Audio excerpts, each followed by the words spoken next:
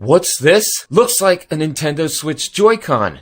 But that's not right. Let's take a look at this Nintendo Switch Joy-Con imposter, see how it compares to the actual Nintendo Switch Joy-Cons, and overall, what I think of what appears to be a cheap Chinese Nintendo Switch Joy-Con set. Hi guys, welcome back to another episode of Reviews by this guy. And for some time, I've seen these guys on the Wish app. They're a cheap Nintendo Switch Joy-Con set. I've been wanting to purchase it, and I just waited and waited and waited. And of course, everybody else did their videos, and I think the first one happened to be Spawn Wave. Beat me to the punch, but of course he did.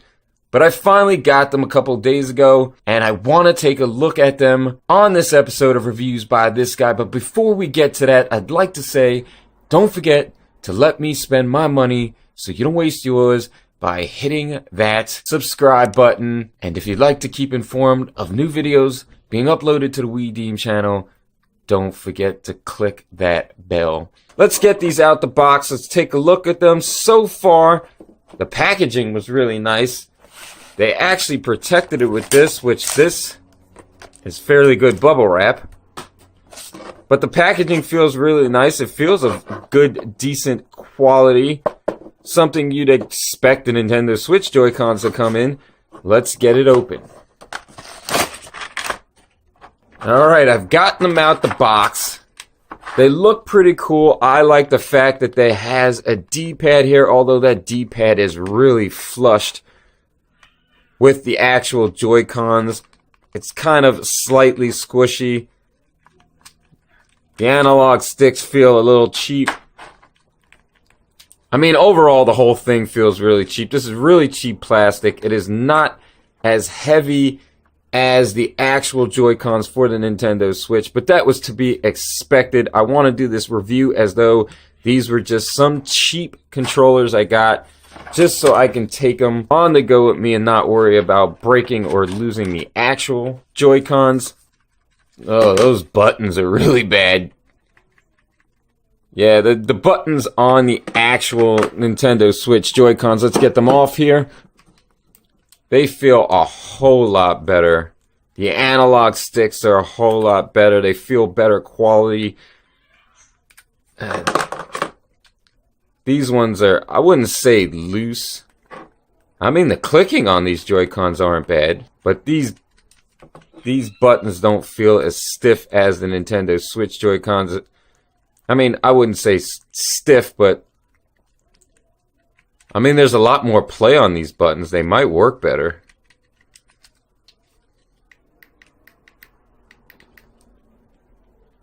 These don't feel as good as the rubberized buttons on here. Those trigger buttons. Ah, no, that Z button is horrible. There's barely any play on it. Kind of don't even feel like you're clicking the button. Overall, obviously, these are heavy. Look at the size comparison. The cheap ones are a lot bigger. So there goes any idea of buying those replaceable clear translucent cases that go for this and using them on here. The size difference is very noticeable. I don't know, these buttons on these Chinese ones are really clickable though. They don't feel bad, they do feel cheap.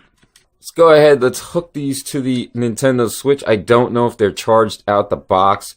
And then let's see if we could get them connected. As you can see, they charge via USB-C, so they do not charge when they're hooked to the Nintendo Switch. Ooh, you really gotta push them on there. They don't slide as easy as the Nintendo Switch Joy-Cons, except for that one. That one went in fairly easy. This one did not. It does make the Nintendo Switch feel a little bigger. It's kind of annoying to hold, honestly. It doesn't feel as good in the hands. I know. Put your comments down below, but it does not feel as good in the hands as these. It doesn't feel as comfortable. This bottom part here does feel kind of uncomfortable, and it feels like it's stretched out far too much to actually enjoy gameplay. Before I get them connected, I want to stress how hard it is to get this one out. You have to really push this button back here to slide it off, and even then it's a pain, which honestly can risk damaging the actual switch.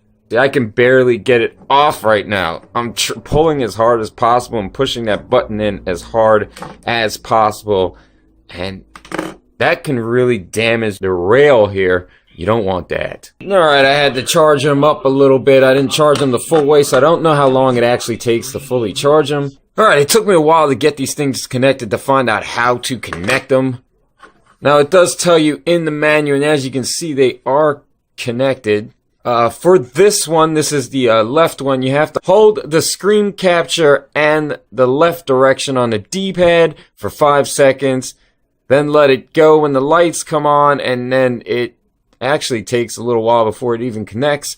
And then for this one, you got to hold the home button and the Y button for the same amount of time, and that takes a little while before it connects as well. I'm pressing A here, and it's not doing anything. And here's the home button. It went to the home, but it was not working with the A button. I don't know if it's going to work in game. As you can see, the analog sticks are working. These analog sticks are pretty similar to the ones on the Joy-Cons here, the official Nintendo Switch Joy-Cons. Now, you can get these on the internet for fairly cheap to replace them. I'm sure they're easily accessible, and that's why they feel pretty similar. Now, I can already tell that these action buttons here have a really long throw. They are kind of squishy. So that's a little annoying. The D-pad does have a tactile sound, and as you can see, it is moving on the screen here. It's not a very good tactile switch, but it gets the job done. Let's see if A will work in here. Let's play the Yoshi's demo, which there is a video up if you haven't watched that at the top of the screen. I am really excited to get the full version of that game. A button's working. I felt the vibration. The vibration is pretty good. I also, while I'm in here, want to say that there is no NFC in here, so obviously you're not going to have any amiibo support. Ooh, that vibration feels really bad, honestly, to tell you the truth. I guess because the controllers are a little cheaper of plastic. I don't know, it's kind of annoying feeling. It feels like one of those cheap friggin' stunner things that go on your fingers that you'll shake somebody's hand. That's the only way I can think of explaining it. So if you can turn the vibration off, I probably would. It doesn't feel as good as the actual Nintendo Switch Joy-Cons. And it's vibrating for absolutely everything. So that's frustrating.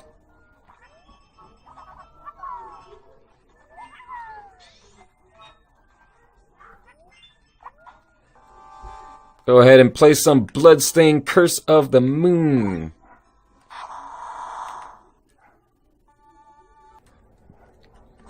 Yeah, these buttons are really squishy.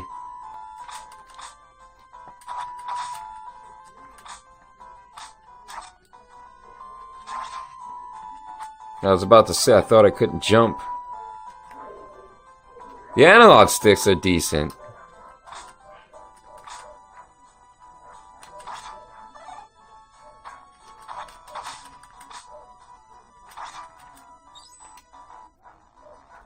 Some Super Smash Brothers.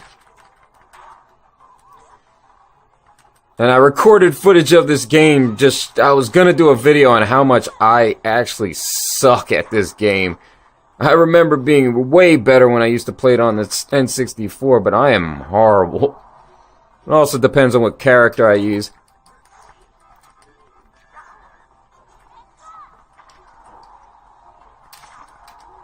And the controller seems to be working really well. The vibration, as I said, is godly annoying. It vibrates for everything. There I go. Oh, God. See, I suck. Let's go ahead and see if the screen capture button works. And it does not update to take a... there it goes. I guess if you hold it, it's supposed to take video. I never even knew that. Let's go ahead and see if it actually worked. Albums. Yep, there it goes. It did work. The buttons do work. Those buttons are working as well. As I said, the home button works. Let's go into my final thoughts on these Chinese Joy-Cons for the Nintendo Switch. Alright, final thoughts on these Chinese Nintendo Switch Joy-Cons. They're really big compared to the originals. As you can see, they're quite a bit bigger. They're bulkier. And honestly, to tell you the truth, that does mess with the comfort level a little. Down here, it does get a little annoying on the bottom parts of your hands. The overall analog sticks, they're great, honestly. They feel pretty similar to the ones on the Joy-Cons here, the official Nintendo Switch Joy-Cons. The D-pad, it is tactile. I like having the D-pad instead of these buttons, although these buttons work fairly well. It's nice to have the D-pad. It actually looks pretty cool. But it's kind of got a short, really short throw. It's really closely flush with the actual Joy-Cons. And honestly, I think it's one thing, and you can probably accidentally click some of the other directions. Capture button does work. The home button works. When I connected these controllers, it was a pain in the butt, but we'll get into that when I'm finished talking about these action buttons. They have a really long throw. They're really squishy. They do work, but it gets a little annoying. Also, the vibration on these controllers are god awful. They vibrate for everything, and they vibrate the whole Switch. And because this is cheap plastic, you can really feel it. As I said in the middle of the video, it feels like one of those buzzers that you used to get as a kid and shake people's hands. Yes.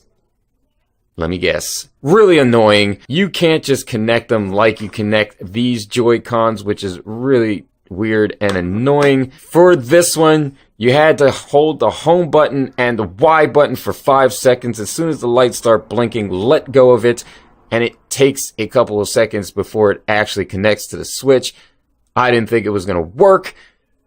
Then for this one, you had to hold the capture button here and the left side of the D-pad, and for the same amount of time, and then it will take a couple of seconds before it connects. They do connect, but when you got the little thing on here, when they are connected, press A. A didn't work, and I didn't know it was going to work, so that was pretty annoying as well.